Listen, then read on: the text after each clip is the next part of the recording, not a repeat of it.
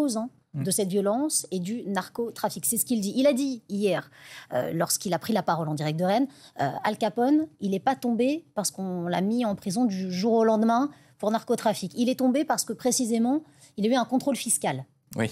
Donc on s'est attaqué à son portefeuille. Oui, bien sûr. En fait, il y a plusieurs points. Je pense qu'il y a une sorte de continuité entre ce que fait Darmanin et Retailleau, sauf que Retailleau utilise tous les leviers, enfin, en tout cas veut, en termes d'affichage, qu'il y a tous les leviers qui sont liés à la consommation de drogue en France. Notamment, vous avez la question de la consommation, vous avez la question du trafic, vous avez la question de la production. Parce que si par cas, vous avez moins de consommateurs, forcément, vous avez moins de marché et donc moins de possibilités pour les trafiquants de drogue de pouvoir vendre leur production, en tout cas ce qu'ils ont comme drogue éventuelle. Et également, il y a la question aussi de faire arriver de la drogue en France. C'est-à-dire qu'il y a une production intérieure en France, mais qui est minimale. La production vient surtout de l'étranger, notamment des pays d'Amérique latine et en partie également ceux du Maghreb. Donc il y a également un volet international. Et après, il y a un troisième volet qui est le volet de lutter contre les trafics de drogue. Et en fait, sur quoi s'était concentré Gérald Darmanin, notamment avec Place Nette, c'était démanteler les trafics de drogue.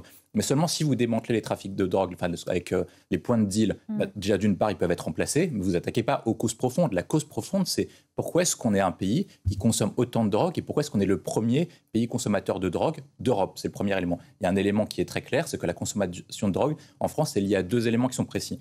Un, le fait que fait, ça a touché maintenant les villes moyennes et les villes rurales. Et le deuxième point, c'est que c'est également lié à la question de la santé mentale, parce que notamment depuis le Covid, on est un des pays, comment le formuler, un des pays les plus dépressifs d'Europe. Donc il y a une part de ça qui est également en jeu. Le deuxième point, et que je pense qui est important, c'est la question de la production internationale. C'est-à-dire que lorsque les États-Unis ont arrêté de faire une réponse militaire et diplomatique très forte contre les pays d'Amérique latine, on a vu qu'en fait le prix de la cocaïne et des drogues dures ont chuté très fort, notamment au Venezuela et dans d'autres pays d'Amérique du Sud. Et donc il y a une question qui se pose, c'est quelle action internationale on mène également en France et également avec nos partenaires européens pour limiter l'afflux de drogue, notamment sur notre continent. Le budget de l'intérieur et de la sécurité est sanctuarisé. Ça veut dire qu'il reste tel qu'il était. Il n'est pas pour autant augmenté. Entendons-nous sur les mots.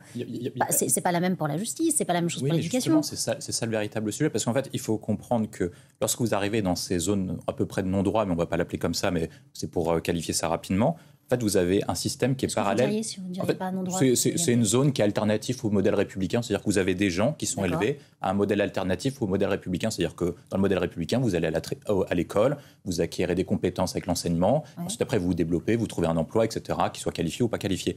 Là, vous avez un autre modèle qui est complètement parallèle. C'est-à-dire que vous avez des jeunes qui ont grandi avec des parents qui étaient en difficulté. On leur promet des salaires qui sont équivalents à ce que gagnent leurs parents, parfois en 1 jour, 2, 3 jours. Donc forcément, ce n'est pas exactement le même modèle. Vous avez à peu près ce qu'on appelle un modèle à la GTA, le fameux jeu de vidéo. Ça veut dire qu'en fait, vous grandissez, et puis surtout, c'est un modèle de rayonnement dans ce quartier. Lorsque vous arrivez avec de belles voitures, avec de l'argent facile, etc., vous brillez dans votre milieu social. Donc en fait, le modèle républicain a failli par rapport au modèle alternatif proposé par la loi des caïds. Et vous avez des gens qui proposent ce type de modèle. C'est un problème de fond aussi, ce que vous nous dites. Justement, on y arrive. Et en fait, ils ont organisé. C'est-à-dire qu'en fait, c'est exactement un réseau organisé. C'est-à-dire qu'ils n'ont pas de pour donner, c'est comme s'ils avaient des juristes qui savent exactement quelles sont exactement toutes les failles de la loi pénale, de la chaîne de commandement, comment attaquer et comment en fait passer à travers les failles pour pouvoir en fait exploiter et développer leur trafic. Et donc l'idée en fait de créer un parquet spécifique pour lutter contre le trafic de drogue, c'est que effectivement, comme il l'a dit, peut-être que vous l'attraperez pas en plein délit, en train de vendre de la drogue, etc. Par contre, peut-être qu'il y aura des activités annexes qui pourront en fait de permettre de les coffrer, de les arrêter et de les mettre en prison. Je pense que c'est ça l'objectif de Retailleau. Le deuxième point, c'est de faire en sorte que plus vous asséchez le marché, moins ils ont de raison de le faire. Donc c'est de faire monter le prix de la cocaïne et le prix des drogues pour qu'ensuite ce soit de moins en moins rentable pour eux de se tourner vers ce modèle alternatif au modèle républicain.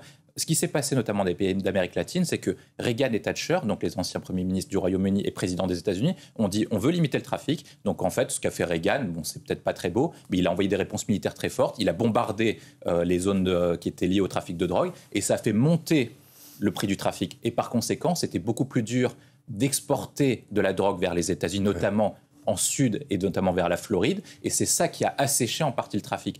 Nous, l'objectif, je pense, du ministre de l'Intérieur, quand il exprime ça, j'imagine, parce qu'il n'a pas dit exactement tout un plan complet, c'est d'assécher le trafic, faire monter les prix, faire en sorte que ce modèle soit moins attractif que le nôtre, et ensuite après arrêter les principaux responsables, parce qu'il y a une différence avec le Mexique. Le Mexique a 2-3 cartels. Nous, on n'en a pas 2-3, on en a 9, 10, 15, 20. Donc c'est beaucoup plus dur. Si par cas vous faites tomber un réseau, il en reste toujours 9 capables de se substituer au réseau précédent. Donc il faut mener une vague complète et les attaquer exactement sur tous les fronts politique, en termes de production, judiciaire et pénale. Et éducationnelle. Exactement, également. Parce que qui est la base. Et vous avez tout à fait raison, parce qu'il faut quand même expliquer à ces jeunes que certes, ils auront peut-être une vie facile au début, mais ensuite, après, c'est beaucoup plus compliqué pour mener une vie normale quand ils auront plus l'âge de faire ce qu'ils font actuellement. Merci.